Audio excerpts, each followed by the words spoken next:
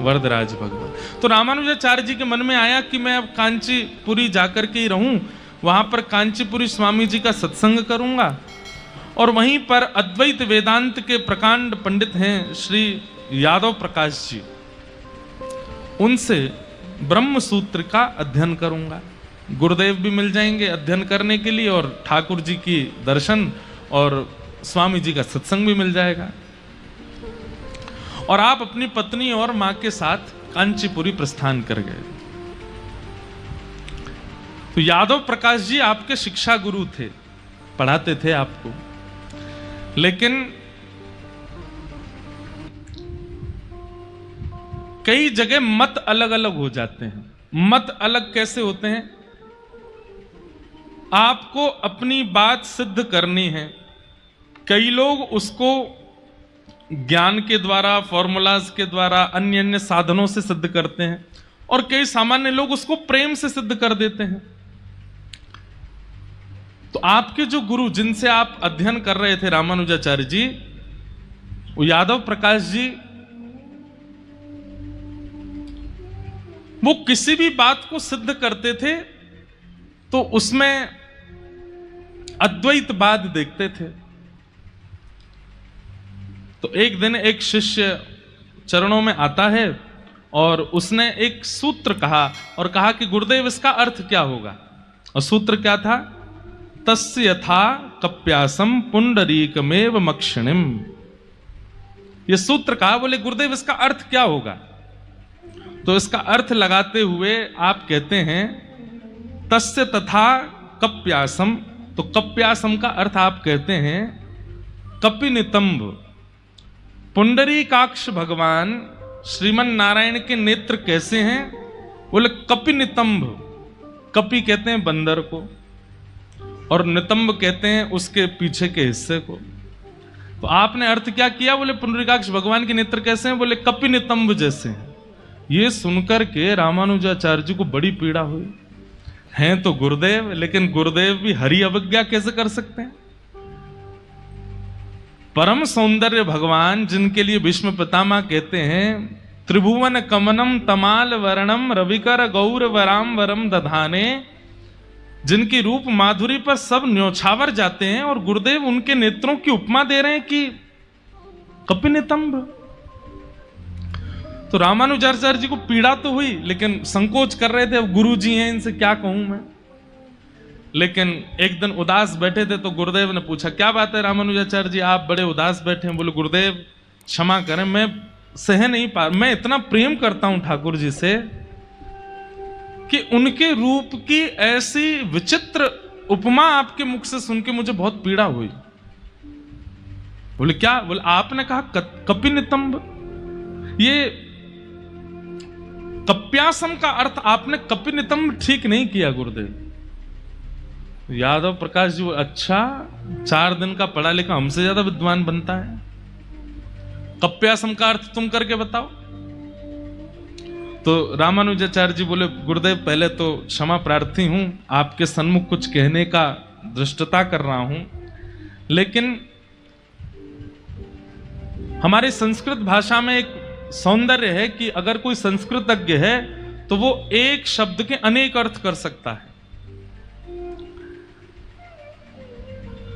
गुरुदेव यदि कप्यासम शब्द कहीं और के लिए प्रयोग किया जाता तो वहां आप इस अर्थ को करते तो ठीक, लेकिन जब पहले ही कह दिया गया है कि पुंडरीकाक्ष भगवान, तो यहां पर आपको अपनी व्याकरण की कई सूत्रों को लगा करके उत्तर इसका अर्थ अलग करना चाहिए था। बोले तो तुम करके दिखाओ कप्यासम का अर्थ क्या होगा। तो श्री रामानुजाचार्य जी बोले कम जलम पिबती, कम जलम पिबती कपि। जो जल का पान करता है, कम यानी कि जलम, और उसका जो पान करता है, बोले कौन? सूर्य। बोले सूर्य सदा जल को अपनी ओर अपने ताप से खींचता रहता है, वो जल उड़ उड़ करके सूर्य की ओर जाता रहता है। ऐसे सूर्य जब प्रकाशमान होते हैं तो जिस लालिमा से पूरी पृथ्वी को आच्छादित कर देते हैं, और उन सूर्य के प्रकाशित होते ही जैसे सरोवर में बंधा हुआ कमल खिलने लग जाता है, ऐसे सूर्य की लालिमा जैसे नेत्र जन के हैं। ठाकुर जी जैसे ही अपने नेत्र धीरे धीरे धीरे धीरे खोलना प्रारंभ करते हैं, सामने विराजमान जितने भी भक्त रूपी कमल हैं वो खिलते चले जाते हैं। गुरुदेव, कप्यासम का अर्थ ये लगाना चाहिए।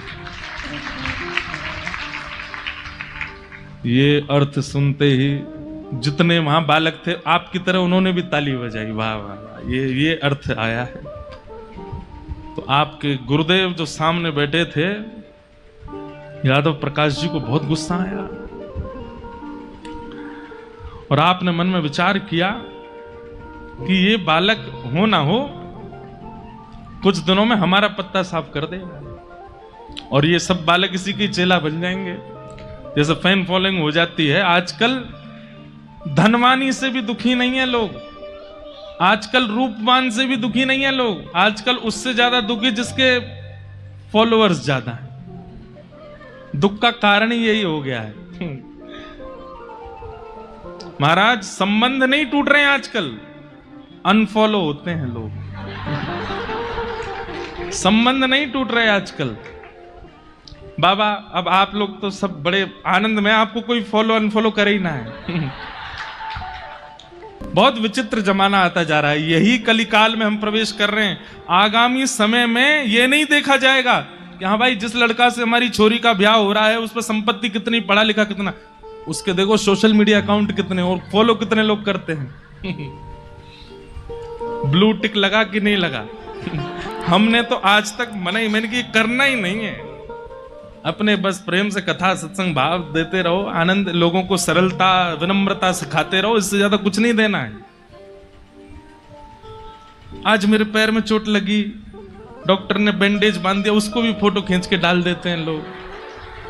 कैसा विचित्र समय आ गया है।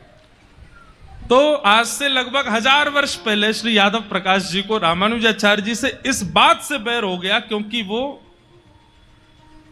सिद्धांतिक बातें कर देते हैं और कहीं ना कहीं ऐसा अर्थ लगाते हैं क्योंकि चित्त में प्रेम है, ठाकुर जी के प्रति प्रेम है, इसलिए वो सिद्धांतिक बात भी, वैदिक बातों को भी प्रेम के साथ में प्रस्तुत कर देते हैं। वो सबको भा जाती है। ये बात तो सत्य है बंधुओं। चाहे कितनी भी विद्वत्ता झाड़ लो, चाहे कितने भी क्या कहते हैं अपना वैभव दिखा लो, चाहे कितना भी ऐश्वर्य दिखा लो, लेकिन व्यक्ति के चित्त को सुख तो सामने वाले का प्रेम ही दे सकता है। जिसके चित्त में प्रेम नहीं है, चाहे कितनी भी चीजें हो उसके पास में, आपको आकर्षण कर सकता है व्यक्ति अन्य भावों से, लेकिन आपको शांति तो वही प्रदान करेगा जिसके चित्त में प्रेम होगा। रामानुजाचार्य जी के चित्त में प्रेम है। ठाकुर जी के ऐसे रूप माधुरी का वर्णन कर देते हैं।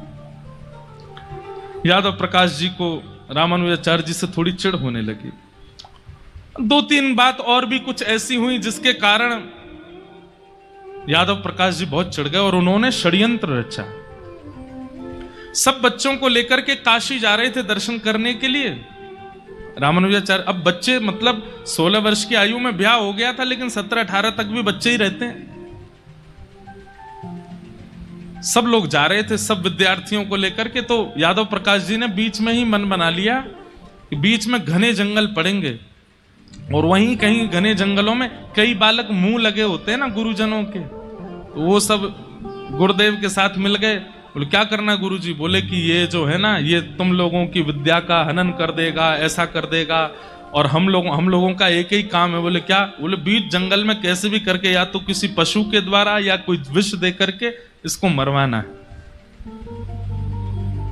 एक बालक बोला गुरुजी पाप लगेगा, मारने का पाप भी तो लगेगा। अरे तो 2 दिन बाद हम लोग काशी पहुंच जाएंगे, मैं गंगा जी में जाके प्रायश्चित कर लेंगे, प्रायश्चित हो जाएगा, सारे पाप धुल जाएंगे गंगा जी में। तो बच्चे मान गए गुरुजी की बात और जैसे ही निकले हैं राह पर, रामानुजाचार्य जी तो केवल प्रतीक्षा कर रहे हैं कि कब वह दिन आवे कि श्री रंगनाथ जी मुझे स्वीकार करेंगे। इनका एक मुसेरा भाई जिसका नाम था गोविंद, श्री रामानुजाचार्य जी के मौसी का बेटा, वो भी साथ में ही पढ़ते थे विद्यालय में। तो रास्ते में चलते चलते जब घने जंगल विंध्याचल पहुंचे उत्तर भारत में, तो घने जंगल में जब पहाड़ भी हैं, जंगल भी हैं, नदियां भी हैं, और जहां पता नहीं चल रहा है ऐसे स्थान को देख करके श्री यादव प्रकाश जी ने सब बच्चों को इशारा करना शुरू किया, बोले यही सही जगह है। तो बच्चों में काना फूसी होने लगी। तो गोविंद वहीं खड़ा खड़ा सुन रहा था। क्या? तो सब कह रहे थे, बोले वहां आगे चल करके वहां से धक्का दे देंगे, या वहां विष खिला देंगे, या और आगे जाएंगे तो वहां शेर भी हैं, वहां पे इसको बांध देंगे, ऐसा कर देंगे सब। तो बोले किसके लिए चर्चा हो रही? बोले रामानुज के लिए। गोविंद ने जैसे ये बात सुनी, एकांत में रामानुजाचार्य जी को ले गए और ले जा करके बोले तुम अभी यहां से भाग जाओ, ये घना जंगल है, अभी समय है आपके पास, आप अभी यहां से निकल जाओ, ये सब लोग षड्यंत्र रचा रहे हैं आपको मारने का। रामानुजाचार्य जी सुनकर के बोले मैं कायर नहीं हूं। यदि मेरे जीवन में हरि ने कुछ दिन लिखे हैं तो उन दिनों को कोई चाह करके भी मुझसे नहीं छीन पाएगा। और यदि मेरे जीवन के दिन कल ही विश्राम होने हैं तो मैं यहां से भाग भी जाऊंगा तो बीच में मेरा अंत कहीं हो जाएगा। मुझे भयभीत क्यों होना है इस बात से? बंधुओं, वैष्णव का एक ये लक्षण याद रखिएगा, वो मृत्यु से भी भयभीत नहीं होता, वो किसी भी चीज से भयभीत नहीं होता। कल को आपके सामने कोई परिस्थिति आ गई तो परिस्थिति को संसारी व्यक्ति कैसे देखता है? अरे राम राम राम, अब क्या होगा, अब क्या होगा। पर वैष्णव कैसे देखता है? ये मेरा प्रारब्ध है, ये मेरे किसी कर्म का फल है, ये तो मुझे भोगना ही पड़ेगा। ठाकुर जी, अगर आप चाहते हैं कि मैं इसको भोगूं तो आप भुगवाइएगा, लेकिन आप चाहते हैं कि ये केवल कुछ दिन की पीड़ा है फिर चली जाएगी तो इसको दूर कर दीजिएगा। वो विचलित नहीं होता। कई लोग बहुत विचलित परेशान होते हैं, हम भी होते थे पहले, पर कथा करते करते हम आपसे सत्य बता रहे हैं, ठाकुर जी ने कृपा करके बहुत चीजों में परिवर्तन कर दिया। अब विचलनता नहीं होती। रामानुजाचार्य जी बोले मैं कायर नहीं हूं, मैं ऐसे भागूंगा नहीं। अगर मृत्यु मेरी कल लिखी है तो कल इन लोगों के हाथों हो जाएगी, और कल लिखी है तो भाग करके भी हो जाएगी। तब गोविंद, उनके मौसी का बेटा, वो समझाने लगा, लेकिन अगर पता चल जाए कि यहां सावधानी ना बरती गई तो मृत्यु हो सकती है, तो सावधान तो होना चाहिए ना। और रही बात, मैं मानता हूं कि तुम अपने हर दिन, बहुत ध्यान से सुनिएगा, बड़ी अच्छी बात है, मैं मानता हूं, गोविंद जी समझा रहे हैं रामानुजाचार्य, मैं मानता हूं कि तुम हर दिन को ठाकुर जी का प्रसाद मान के स्वीकार करते हो, लेकिन क्या तुम्हारी हृदय की इच्छा नहीं कि कभी शंख चक्र गदा पद्मधारी प्रत्यक्ष प्रकट होकर तुमको दर्शन दें? और जब तक वो दर्शन ना हो जाए तुम्हारी जिम्मेवारी बनती है कि अपने प्राणों की रक्षा करो। कितनी अच्छी बात। मतलब किसी को बुखार चढ़ा तो वो इसलिए भयभीत नहीं है कि अब बुखार आ गया मुझे, वो इसलिए भयभीत है अभी राधारमण जी दिखे नहीं है मुझे, अभी मुझे साक्षात्कार उनका हुआ नहीं, मैं पीड़ा में क्यों आ गया, ये रोग मुझको क्यों लग गया। हे नाथ, ये रोग भले ही मेरे प्राण ले ले, लेकिन प्राण निकलने से पूर्व आपका साक्षात्कार तो हो जाए, मैं जिसके लिए पृथ्वी पर आया हूं। कितनी सुंदर बात। रामानुजाचार्य जी इसलिए उस टोली के बीच से भाग गए कि अभी तक नेत्रों से श्याम सुंदर को देखा नहीं, जब तक देख ना लूं तब तक प्राण कैसे त्याग दूंगा।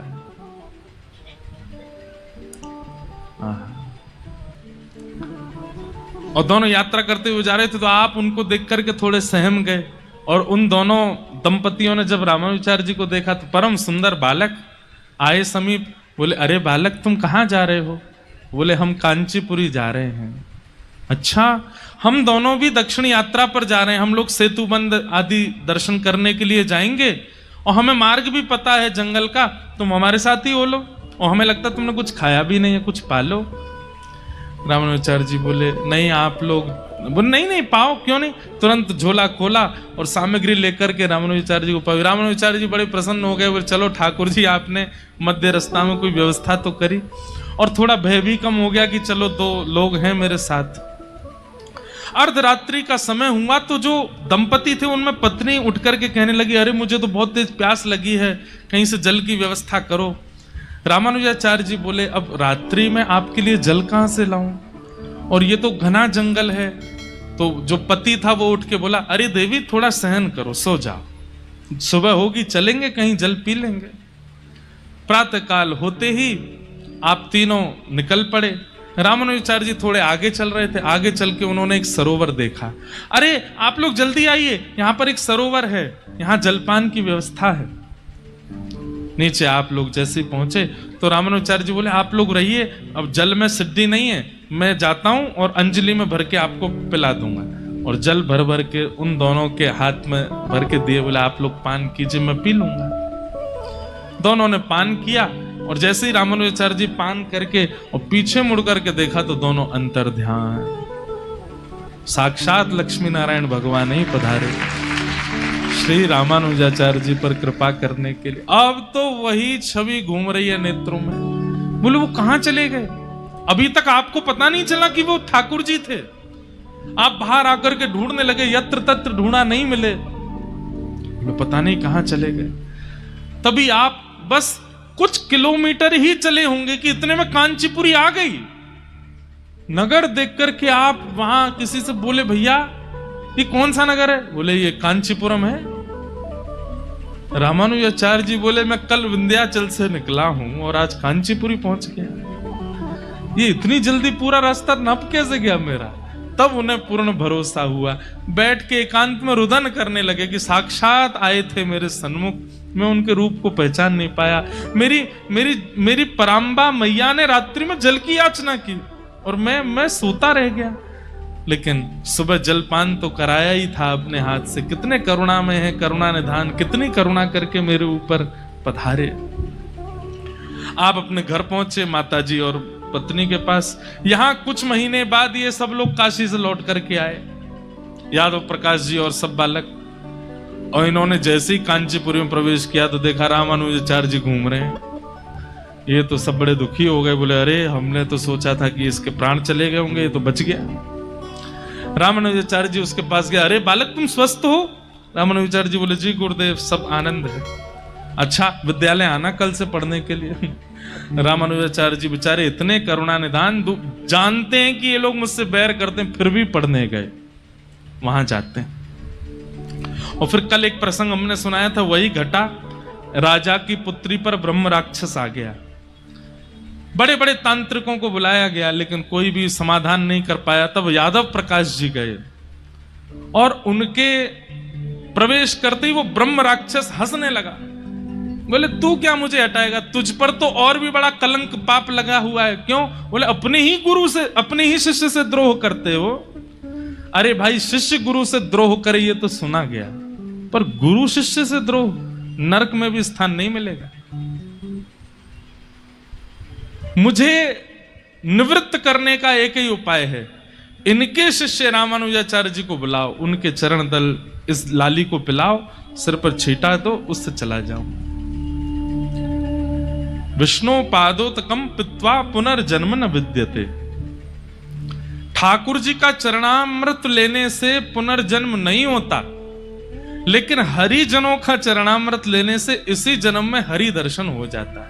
चित्त के विकार जितने हैं वो सब नष्ट होते चले जाते हैं। इसलिए जबरदस्ती पाम पकड़ के मत ले लेना चरणामृत। शिष्यों को देखिए, शिष्यत्व सीखना पड़ेगा। आचार्य को पता भी ना चले और आप उनका कैंकर्य कर लो। कैंकर्य मतलब सेवा। आचार्य चरण निकल पड़े हैं और आप जैसे वो जिस राह से निकले वहां की रजी उठा करके धर ली, अपने पास सेवा में ले ली है। आचार्य को पता भी ना चले। जैसे एक प्रेमी होता है ना, ऐसे उदाहरणों से समझाना पड़ता है क्योंकि जल्दी समझते हो ना आप लोग। प्रेमी होता है, वो अपनी प्रेयसी को पता नहीं लगने देता कि वो उसको प्रेम करता है, लेकिन उसको सब पता होता है कि ये कहां से जाएगी, कहां बैठेगी, कहां करने वाली है, इसको क्या पसंद है क्या नहीं पसंद, उसको पता नहीं चलने देता है। दूर से ही अपना प्रेम निभाता है और वो तब तक ही स्वच्छ रहता है जब तक वो दूर दूर है। जैसे ही दोनों का मिलन या सामीप्य वर्तन होता है तो फिर प्रेम उतना प्रिय नहीं रहता। ऐसे ही शिष्य को होना चाहिए, गुरु को पता ना चले। हाँ शरणागति ले ली, शरणागति के बाद में अब आप आग्रह नहीं कर सकते। ठीक है कुछ भावों के तो आग्रह होते हैं, पर कुछ भावों में जहां लग रहा हो कि थोड़ा संकोच है चित्त में, वहां आप कर दीजिए, उनको पता भी ना चले। पर शिष्य कैसे होते हैं आजकल? वो तो बढ़ चढ़ के, गुरुजी देखिए हमने ये किया, हमने ये किया, हम इतना करते हैं, हम ये करते हैं। ऐसा प्रस्तुत जब आप गुरु के सन्मुख करने लगते हैं ना, तो गुरु की दृष्टि में आपके प्रति फिर भाव आता है कि भाई इतना प्रचार तुम मेरे सामने कर रहे हो, दुनिया के आगे तो कितना ही करते होंगे। गुरु को पता ना चले और आप सेवा कर दो। कितने, अब मुझे तो इतनी वाणियां याद आ जाती हैं। श्री हरिदास परंपरा के हमारे श्री भगवत रसिक देव जी अपने गौरीलाल कुंज के जो आचार्य चरण हुए, जिनके कथा सुनाते हैं, कौन से आचार्य थे? श्री रसिक बिहारी जी, बिहारिन देव जी, उनका चरित्र आता है। कैसी गुरु ने उनकी परीक्षा ली, अद्भुत चरित्र हैं। तो रामानुजाचार्य जी का चरणों तक जब प्रदान किया गया, तब वो मुक्त हुए। ये देख करके यादव प्रकाश जी को और गुस्सा आ गया और उन्होंने रामानुजाचार्य जी से कहा, सुनो तुम कल से विद्यालय मत आना, अब हम तुमको पढ़ाना ही नहीं है। रामानुजाचार्य जी बोले, जो आज्ञा, नहीं आऊंगा। आपने आज्ञा दी थी तो मैं आया, अब आप मना कर रहे हैं तो नहीं आऊंगा। तब रामानुजाचार्य जी मन में विचार करने लगे, मैं कांचीपुरी आया किस लिए था? दो कारणों से आया था। एक तो कांचीपुरी स्वामी जी से मुझे उनका सत्संग करना था, दूसरा मुझे इनसे पढ़ना था। अब ये तो मेरे जीवन से चले गए, निश्चित ही मेरी ही कोई कमी रही होगी जो गुरु मेरे जीवन से चले गए। तब कांचीपुरी स्वामी जी के चरणों में जाकर के रोने लगे, बोले अब मेरा कौन सहारा है यहाँ पर? यादव प्रकाश जी ने मेरा त्याग कर दिया, अब आप ही मुझ पर कृपा करो। तब कांचीपुरी स्वामी जी ने आपको हृदय से लगाया, बोले अरे जब नाथ साक्षात रंगनाथ बैठे हो तो फिर कोई अनाथ कैसे हो सकता है? अरे तुमने तो त्याग नहीं किया ना अपने गुरु का, गुरु ही तुमसे चिढ़े बैठे हैं, तो फिर इसमें तुम क्या कर सकते हो? और वो श्रेष्ठ गुरु है नहीं जो अपने शिष्य से चिढ़ जाए, वो केवल आडंबर कर रहे हैं। जैसे अभी हमने मल्लुक पीठ वाले महाराज जी से एक प्रश्न किया था, सुनिएगा ध्यान से। प्रसाद पा रहे थे तो महाराज जी से निवेदन किया, मैंने कहा महाराज जी, कई लोगों का आचरण शुद्ध नहीं होता, कई लोगों की दिनचर्या शुद्ध नहीं होती, आचरण शुद्ध नहीं होता, विचार शुद्ध नहीं होते, पर कई बार ऐसे लोग मंदिर में जाते हैं तो आंखों से पनारे बहने लगते हैं। कई लोग ऐसे कथा में आते हैं तो उनके आंखों से आंसू नहीं रुकते हैं, और हम उनको अच्छे से जानते हैं कि इनका खान पान भी शुद्ध नहीं है, आचरण भी शुद्ध नहीं है, फिर भी इतनी भावुकता।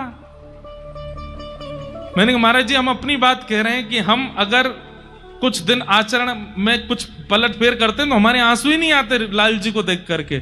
हमको इतना बोध होता है कि आचरण शुद्ध ना होने से जब हमारी भावुकता नष्ट हो जाती है, और कोई व्यक्ति जो सदा दुराचरण ही करता, इतना भावुक कैसे हो जाता है ठाकुर जी के आगे जाके?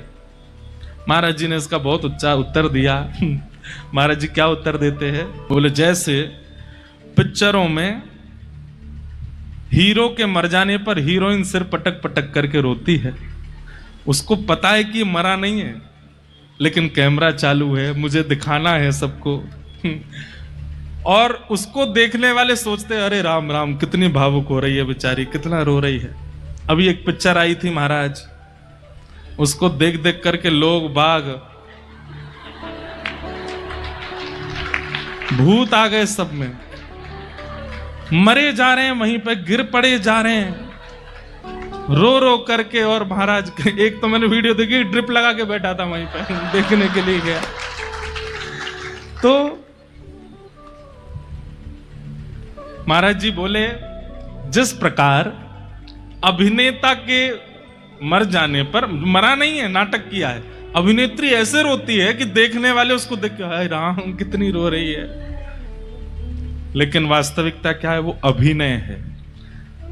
देखिए आचार्य चरण क्या बोल रहे हैं, बोले जिनका आचरण शुद्ध नहीं है, जिनके विचार शुद्ध नहीं है, जिनका खान पान शुद्ध नहीं है, जिनका जीवनचर्या शुद्ध नहीं है, और वो अगर ठाकुर जी के सन्मुख जाकर के बहुत भावुकता दिखाते हैं, निश्चित ही वो केवल और केवल एक अभिनय है, वास्तविकता नहीं हो सकती। वास्तविकता अगर होगी, आपका स्वयं का मन करेगा कि इस विषय को मैं सुधारूं, अपनी इस दिनचर्या को मैं सुधारूं, अपने इस आचरण को मैं सुधारूं। और क्षमा कीजिए, अगर उस सुधार का चित्त में भाव प्रकट नहीं हो रहा है तो आप अभिनय ही कर रहे हो भाव के नाम पर। रामानुजाचार्य जी कहने लगे, अब मुझे मेरा कौन है? तब कांचीपुरी स्वामी जी ने कहा, तुम्हारे नाथ साक्षात जगन्नाथ हैं, रंगनाथ हैं, अब तुम्हें हम एक सेवा देते हैं। बोले क्या सेवा? बोले पास में एक सरोवर है, वहां से नित्य जल लेकर के आया करो ठाकुर जी के सेवा के लिए। सोचो कितनी सूक्ष्म सेवा से रामानुजाचार्य जी ने अपनी सेवा भाव को प्रारंभ किया। कुछ दिन उन्हीं के पास रहे और फिर हमने कल बताया कि रामानुजाचार्य जी का मन था कि मैं रंगनाथ जाकर के श्री यामुनाचार्य जी से गुरु दीक्षा ग्रहण करूं, पर ठाकुर जी नहीं चाहते थे। और ये दोनों मिल गए तो पूरी पृथ्वी का उद्धार कर देंगे, जीवों को तो वैकुंठ भेज ही देंगे, ये पृथ्वी के कान में भी मंत्र बोल करके पृथ्वी का भी उद्धार कर देंगे। बोले इन दोनों का मिलन नहीं होना चाहिए। तब जैसे ही रामानुजाचार्य जी पहुंचे, कल सबने कथा सुनी थी, ये रामानुजाचार्य जी पहुंचे तो श्री यामुनाचार्य जी की 3 उंगलियां बंद थीं और वे वैकुंठ धाम प्रस्थान कर चुके थे। तब आपने 3 संकल्प लिए। पहला संकल्प क्या लिया? श्री वैष्णव मत का प्रचार और संसारी जीवों का हरि चरणों में शरणागति कराऊंगा। ये बात सुनते ही आपकी एक उंगली खुल गई। दूसरी बात आपने कही, ब्रह्म सूत्र और विष्णु सहस्त्र नाम पर श्री भाष्य लिखूंगा, दूसरी उंगली खुल गई। तीसरी बात आपने कही, द्रविड़ भाषा में, दक्षिण भाषा में लिखे हुए श्री वैष्णव परंपरा के ग्रंथों को मैं संस्कृत में बद्ध करूंगा, कहते तीसरी उंगली खुल गई। मतलब उनकी एक प्रकार से भावनात्मक दीक्षा तो यामुनाचार्य जी ने कर दी। रामानुजाचार्य जी ने प्रणाम किया, लेकिन नाराज हो गए। रंगनाथ भगवान से बोले, आपने मेरे गुरुदेव से मिलने नहीं दिया, मैं अब आपको नहीं देखूंगा। चले गए वहां से। ठाकुर जी बोले, आज यामुनाचार्य जी गए, शोक का दिन है और शोक के अवसर पर रामानुजाचार्य आए हैं, मैं अभी बाहर आकर के वो सब भाव प्रकट नहीं करूंगा। मैं तो तब रामानुज को मिलूंगा जब आनंद का उत्सव हो रहा हो। अभी रामानुजाचार्य जी कहें शोक है, इसलिए अभी रूठ के चले गए, कोई बात नहीं, हम मना लेंगे बाद में। रामानुजाचार्य जी वहां से वापस आए और फिर यामुनाचार्य जी के ही 5 शिष्यों से रामानुजाचार्य जी ने अपने संपूर्ण सिद्धांत को ग्रहण किया। कैसे? श्री कांचीपुरी स्वामी जी से आपने सेवा पद्धति सीखी, ठाकुर जी की सेवा कैसे होती है। श्री महापूर्ण स्वामी जी से आपने पंच संस्कार ग्रहण किए। अब इसके पीछे भी बड़ी सुंदर कथा है। महापूर्ण स्वामी जी, उनसे आप दीक्षा लेने के लिए, पंच संस्कार लेने के लिए गए और आपने कहा मुझे संस्कार दे दी, मुझे दीक्षा दे दीजिए। हमारे श्री वैष्णव परंपरा में 5 संस्कार होते हैं। सबसे पहला ताप, दूसरा पुण्र, तीसरा मंत्र, चौथा नाम और 5वां याग। पहले गुरुदेव यहां शंख चक्र पधराते हैं, उसके बाद तिलक लगाते हैं, उसके बाद मंत्र देते हैं, फिर आपका नामकरण करते हैं और पंचम संस्कार होता है ठाकुर जी की शरणागति कराते हैं। ये पंच संस्कार होते हैं श्री वैष्णव परंपरा में। तो पंच संस्कार के लिए आपने महापूर्ण स्वामी जी से निवेदन किया तो वो बोले कल देंगे, परसों देंगे, उस दिन देंगे, वहां देंगे, उधर देंगे। बहुत ज्यादा जब टालने लगे तो रामानुजाचार्य जी एक दिन रात में गुरुदेव की सेवा में थे, तो रात में ही सोते हुए गुरुजी उठा दिए। बोले गुरुदेव उठो। महापूर्ण स्वामी जी उठो। बोले क्या बात है, तुमने हमको उठाया? बोले पहले तो क्षमा प्रार्थी अधृष्टता आपको उठा दिया, पर गुरुदेव मुझे अभी दीक्षा दीजिए। बोले रात के 12 बज रहे हैं, इस समय दीक्षा? बोले भगवान, ग्रह नक्षत्र आदि आदि और मुहूर्त तो तब देखे जाते हैं जब संसारी कामना की किसी स्थिति में प्रवेश कर रहे हो। भगवत शरणागति की तो जब इच्छा चित्त में हो जाए उसी समय ले लेनी चाहिए। क्या पता अगले क्षण प्राण बचे कि ना बचे। हे नाथ, आप कल दीक्षा के लिए कह रहे हो, कल तक मेरे जीवन के प्राण चले गए तो आप अभी मुझे शरणागति दो। रात्रि 12 बजे महापूर्ण स्वामी जी ने श्री रामानुजाचार्य जी को पंच संस्कार प्रदान किए। बोलो लक्ष्मी नारायण भगवान की। आपका भाव रखना आपके जिम्मे है, दीक्षा देना ना देना ये गुरु की इच्छा है। कभी कभी आपके हो सकता है कि गुरु के मन में है कि अभी नहीं देना, तो वो फिर प्रतीक्षा करो। भावना आपको रखनी है, ये आपकी इच्छा है। फिर जो अष्टाक्षर मंत्र आपको प्राप्त हुआ, गुरु मंत्र आपको प्राप्त हुआ, आपके मन में थी इसकी विधि मुझे जाननी है, तब आप गोष्ठीपूर्ण स्वामी जी के पास गए और उनसे कहा कि नारायण मंत्र की मुझे विधि बताइए। तब गोष्ठीपूर्ण स्वामी जी ने इनको 17 बार उन्होंने भी टाला, नहीं बताया। तब अंत में आपने कहा कि गुरुदेव बता दीजिए। तब 18वीं बार उन्होंने जब नारायण मंत्र का आपको भाव बताया और उसके बाद जैसे ही आपने गुरु मंत्र का जप किया, अष्टाक्षर मंत्र जपते ही आपको सुंदर कपूर की सुगंधी आने लगी, सुंदर केसर की सुगंधी आने लगी, चंदन की सुगंधी आने लगी, दिव्य प्रकाश आपके मुखमंडल पर आने लगा। तभी आपने नेत्र खोल करके देखा तो शंख चक्र गदा पद्मधारी साक्षात श्रीमन नारायण भगवान सन्मुख प्रकट हो गए। आहा, 2 भुज ऐसे हैं, शंख चक्र लिए हैं, नीचे एक भुजा में गदा रखी है और एक भुजा से ठाकुर जी आशीष दे रहे हैं। कमल नेत्र हैं ठाकुर जी के, मधुर मुस्कान है, सुंदर मुकुट धारण किया हुआ है, अद्भुत माला गले में धारण कर रखी है। चरणार विंदों को देख करके तो मानो जैसे ऐसा लगता है कि कमल हैं और हम भौरे बन करके लिपट जाएं इनसे। इतने सुंदर श्याम सुंदर। दर्शन करके रामानुजाचार्य जी के नेत्र सजल हो गए। आश्चर्य की बात सुनिए, आश्चर्य ही आश्चर्य है आचार्य जी के जीवन चरित्र में। मैं आप होते तो क्या करते, ठाकुर जी से लिपट जाते, ठाकुर जी के चरण पकड़ लेते। पर रामानुजाचार्य जी ने क्या किया, तुरंत अपने आंसू पहुंचे और ठाकुर जी से कहा यहीं खड़े रहिएगा, मैं अभी आता हूं। और दौड़ करके गए और मंदिर के शिखर पर खड़े होकर के और अपने मुख पर हाथ रख के जो गुरु मंत्र गुरु जी ने दिया था, जिसको गोपनीय रखने की आज्ञा दी थी, जोर जोर से उसको चिल्ला करके बोलने लगे, गोपुर है आरूढ़ उच्च स्वर मंत्र उच्चारो। क्यों? आपके गुरुदेव जब सुने तो दौड़ करके आए और आकर के, हे रामानुज क्या कर रहे हो, मैंने मना किया था कि गुरु मंत्र किसी को बताना नहीं होता है और तुम आकाश में चढ़ करके सबके मध्य बोल रहे हो, नरक जाना पड़ेगा। रामानुजाचार्य जी नीचे आए, पहले तो गुरुदेव को प्रणाम किया और कहे, गुरुदेव जिस मंत्र की विधि जानते ही, शंख चक्र ग्रहण करते ही और एक बार हाथ में माला लेकर के जप करते ही साक्षात नारायण के दर्शन हो गए मुझको, उस मंत्र को मैं गोपनीय नहीं रख सकता, उसको तो मैं सब में बांट दूंगा ताकि सबको ठाकुर जी का साक्षात्कार हो जाए, सबके सामने ठाकुर जी प्रकट हो जाए। मैं उसको गोपनीय नहीं रखूंगा। गुरुदेव बोले नरक जाना पड़ेगा। बोले अगर 1 करोड़ लोग ठाकुर जी का दर्शन करें और एक को नरक जाना पड़े तो मुझे स्वीकार है, पर मैं सबको दर्शन कराऊंगा। ऐसे श्री रामानुज स्वामी जी महाराज, कितनी कृपा करी है उन्होंने। लेकिन हमारे एक आचार्य चरण बता रहे कि जब रामानुज स्वामी जी महाराज ने यह मंत्र उच्चारण किया, केवल 72 लोगों ने उसको सुना और सुन करके आप दौड़े दौड़े चले आए। जैसे ठाकुर जी ने वंशी बजाई थी वृंदावन में, असंख्य गोपियों में से केवल उन्हीं को सुनाई दी जिनके चित्त में प्रेम था। वे सब दौड़ करके आई और फिर रामानुजाचार्य जी ने विधिवत एकांत में ले जाकर के उन 72 लोगों को संपूर्ण श्री वैष्णव परंपरा का भाव बताया और वहां से श्री रामानुज परंपरा वृहद रूप में प्रारंभ होती चली गई। आपका यश कीर्ति 10 दिशाओं में ऐसे फैलने लगी महाराज, क्योंकि आप जिसके भी कानों में मंत्र बोलते थे, जिसको भी शरणागति प्रदान करते थे, उसी को ही ठाकुर जी का साक्षात्कार होने लग जाता था। ऐसे श्री रामानुज स्वामी जी का भाव आया।